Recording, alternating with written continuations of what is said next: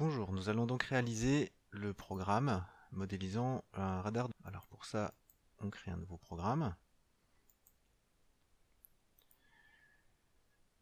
que je vais appeler radar.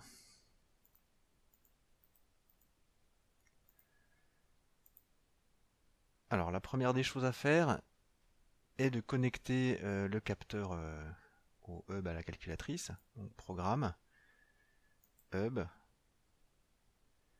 Donc c'est un input, donc c'est le 8. Et on trouve le ranger, capteur de distance, c'est ranger, donc le 3. On va l'appeler 1, donc le ranger 1 que l'on va connecter.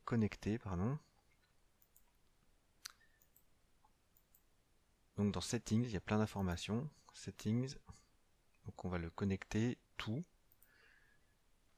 Donc l'on va connecter à l'entrée 1, donc programme, hub. Et ce sont les ports d'entrée et de sortie. Et donc input 1, c'est le 4. Voilà. On revient en arrière, guillemets, parenthèse, c'est fait. Alors on peut taper tous ces textes lettre par lettre, mais c'est quand même plus efficace de faire comme ça. Alors une fois qu'on a connecté le capteur, il faut lire les valeurs. Donc programme, hub, read, send read. Donc on va lire la valeur de ce capteur, de ce ranger 1. On ferme, hop. Et cette valeur, une fois qu'elle est lue, il faut l'obtenir par un get, donc programme, hub, get, c'est le 5. Et on note la lettre d'une variable. Par habitude, je mets D comme distance. Voilà. Donc cette première partie de programme, on connecte le capteur, on lit la valeur et on l'obtient dans la variable D. Alors, à présent, il va falloir répéter cette action un certain nombre de fois. Et il va falloir stocker ces valeurs. Donc D.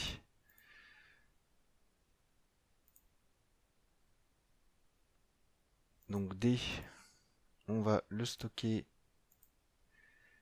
Donc seconde L1 I. Donc on va la stocker dans la liste L1. J'ai fait une bêtise. Parenthèse. Donc cette lettre I, ben, il faut lui dire de quoi il s'agit. Donc cette lettre I, on va l'initialiser. Donc je vais insérer des lignes pour faire un petit travail préalable. Donc j'anticipe, il y aura 3 choses à faire. Donc la variable I, on va déjà l'initialiser à 1.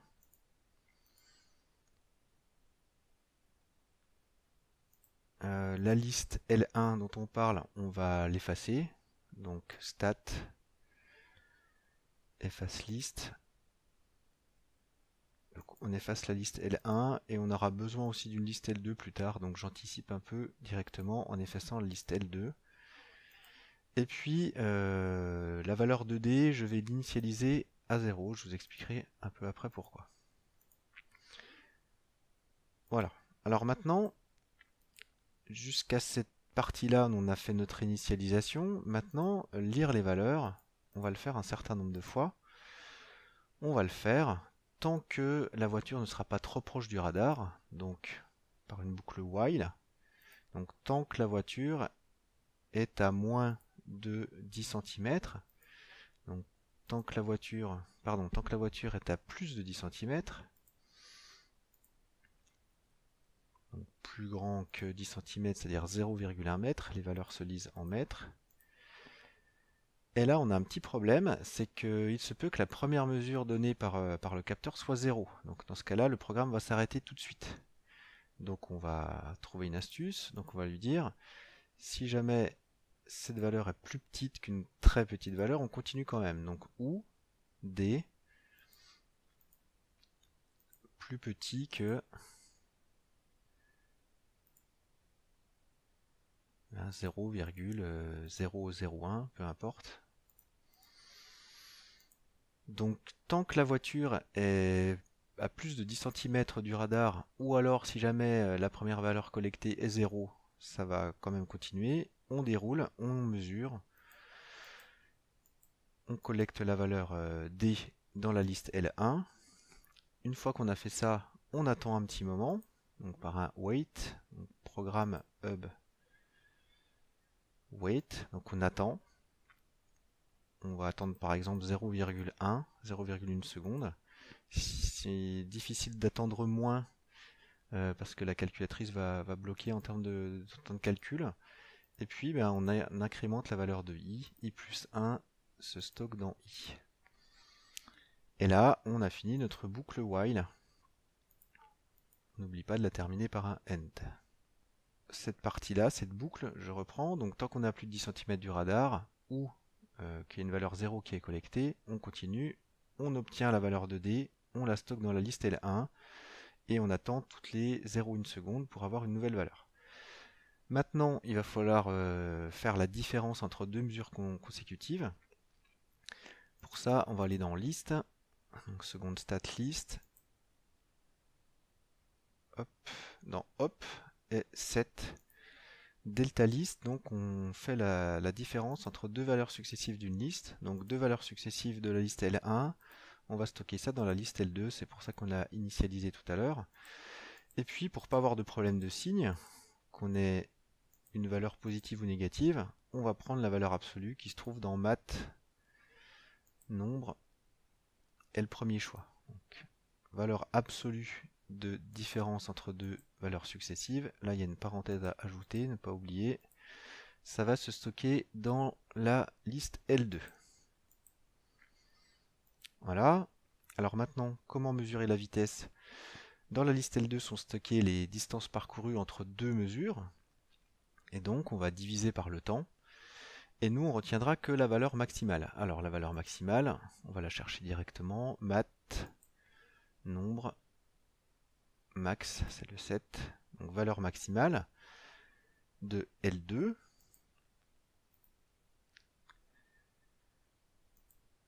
Divisé par 0,1 le temps. Et là, comme on est en mètres par seconde, pour se mettre en kilomètres par heure, on multiplie par 3,6. Et cette valeur, on va la stocker dans, peu importe, dans W par exemple. Voilà. Ensuite, on va réaliser un affichage. Donc, on affiche. Pour faire un peu joli, on va mettre du texte. Donc, seconde alpha, ça bloque le alpha. Donc, je vais mettre V max. Je peux mettre 2 points éventuellement. Voilà. Ferme les guillemets. On sépare avec une virgule et on va afficher la valeur de W. Alors W, il est là. Et puis pour terminer, un petit message d'alerte si on allait trop vite. Donc si cette vitesse est supérieure à par exemple à 5, alors on affichera un texte type on allait trop vite. Donc, programme, entrée-sortie, affichage, display. À nouveau je bloque alpha, donc on affiche trop vite.